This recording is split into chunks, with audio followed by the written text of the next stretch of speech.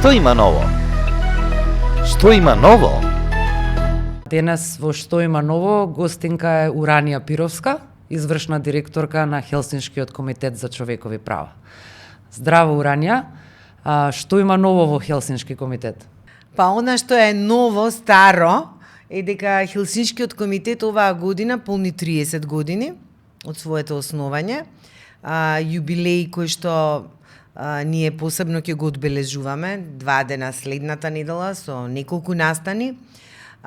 Морам да кажам дека навистина представува големо одбележување за нас и годините се признание дека навистина Хелсиншкиот комитет е она кое што е навистина важно во ова општество, кога станува збор за човековите права, што мислам дека со години на назад ти го докажува преку својата работа. По трети пат годинава се доделува наградата Мето Јовановски. Кому е доделена? Навистина ми е задоволство што годинава наградата ја добија Центарот за граѓански комуникации, организација која што навистина многу професионално и честно се бави со борбата против корупцијата во нашето општество, и активистката Лила Милич, директорка на граѓанската организација Трансформа, голема борка, жена на која што јас исклучително многу и се восхитувам, имајќи предвид во какво општество живееме. Таа успеа со својата борба да ги скрши табуата, да говори гласно за своите права, и сметам дека навистина овие 3 години од кога се доделува наградата Мето Јовановски, навистина на заслужени борци им беше доделена, и ние во Хелсиншкиот комитет многу се гордееме што таа наша иницијатива на некој начин ги охрабрува граѓаните дека треба да се борат за човековите права, дека треба да се борат не само за своите права, туку да се борат за правата на секој поединец во ова општество. Кои се најгорливите проблеми на кои ќе работите како организација во следнава 2025 година? Па, очигледно е дека и понатаму ќе се бавиме со прашањата со кои што се бавевме пред 2017 година, односно тогаш смената на власт, рушење на режимот на Груевски, значи прашањата врзани со дискриминација, сексуална ориентација, родов идентитет. Неколку работи успеавме од 2017 до 2021 да надминеме, значи успеавме да ратификуваме Истанбулската конвенција, да донесеме закон за родово базирано насилство, да одржиме 5 паради на гордоста, меѓутоа остана законот за родова еднаквост се уште да не биде донесен, и при тоа да се соочуваме со проблем со трансродовите луѓе, бидејќи се уште во законот за матична евиденција не е сменет делот кој што се однесува на родот. Значи, родовите прашања, дискриминација по однос на род, мислам дека се уште ќе бидат во нашиот фокус. При тоа морам да кажам дека генерално Хелсиншкиот комитет секогаш во својот фокус ги има оние кои што се најранливи во општеството.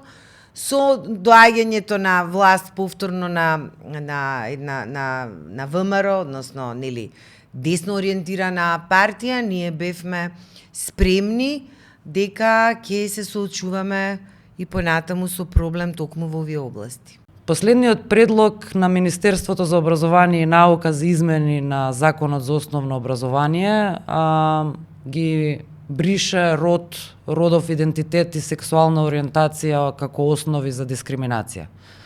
Како ќе ги заштитиме ние девојчињата и ЛГБТ и лицата ако воопшто не ги препознаваме како категорија која е подложна на дискриминација? Многу ми е жал што морам да кажам дека го очекувавме тоа.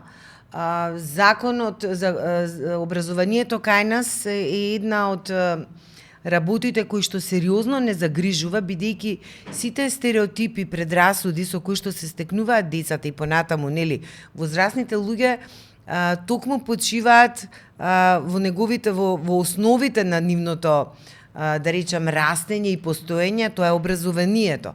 Имаше големи напори да се смени законот и за средно образование. Знаете какви се протести и бунтување имаше за иницијативата за донесување на закон за сексуално образование. Знаете какви протести имаше за законот за родова еднаквост. Така да, горе-долу не сме изненадени. Ова е првата работа која што се случува во оваа област. И понатаму очигледно е дека граѓанскиот сектор ќе биде тој кој што и понатаму ќе им пружа заштита на тие кои што не се препознаени од општеството. Тоа е нешто што го правевме многу долги години, додека не се донесе законот за дискриминација, кој што исто така беше проблематичен, бидејќи во својата основа, односно во основите беше и сексуалната ориентација. Според тоа ќе треба да се бориме за овие права и понатаму. Морам да кажам дека и жените на некој начин стануваат ранлива категорија и одново мораме да се бориме за права за кои што сме мислеле дека веќе се извојувани битките. Има ли нешто ново, некакви подобрувања во заштитата на жртвите од говор на омраза? Тоа е сериозен проблем. Морам да кажам дека околу 70% од изјавите од соопштенијата кои што ние ги објавуваме секојдневно преку социјалните медиуми се однесуваат токму на говорот на омраза и на злосторствата од омраза.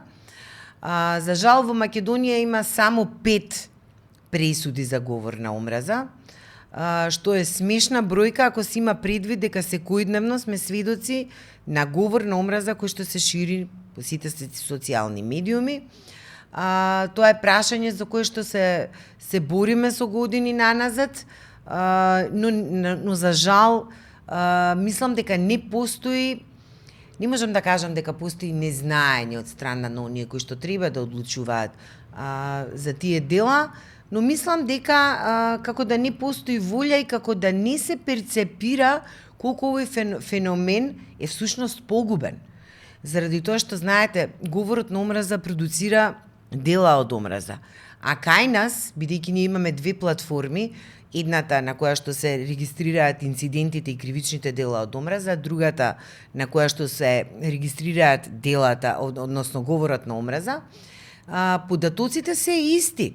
И на двете платформи се покажува дека во најголем дел и сторители и жртви се младите луѓе.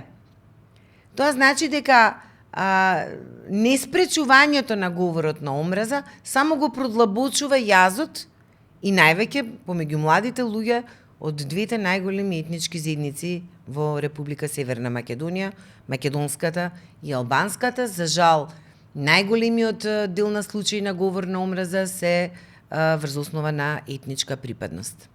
Јасно. Во моментов привршува она кампања 16 дена активизам против родово базирано насилство и семејно насилство.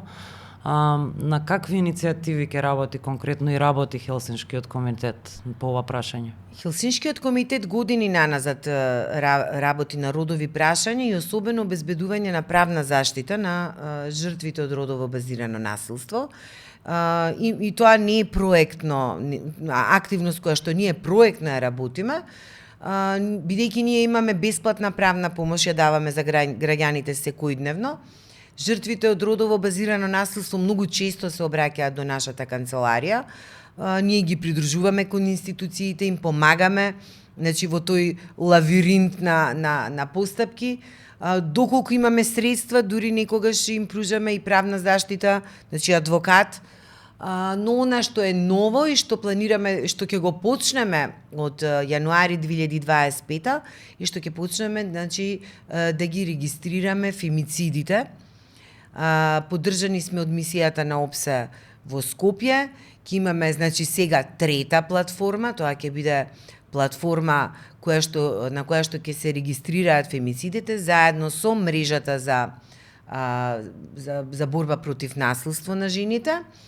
платформата во рамки на платформата, значи ќе има, таа ќе биде интерактивна платформа, ќе може да се види како се случило убиството на жената, кој бил сторителот, кој биле, да речем, сите околности во случајот, и мислам дека ќе придонесе и за подигање на свеста на луѓето, бидејќи Македонија е многу мала земја, меѓутоа има голем број на фемициди.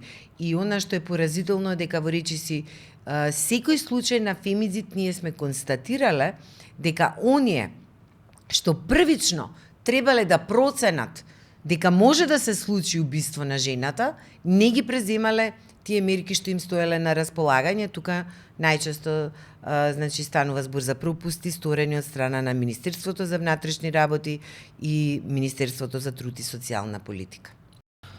Како жена и мајка на девојче, од срце ви посакувам успех и само напред за оваа работа. Благодарам. Благодарам, Уранија, за одвоеното време. Што има ново? Што има ново?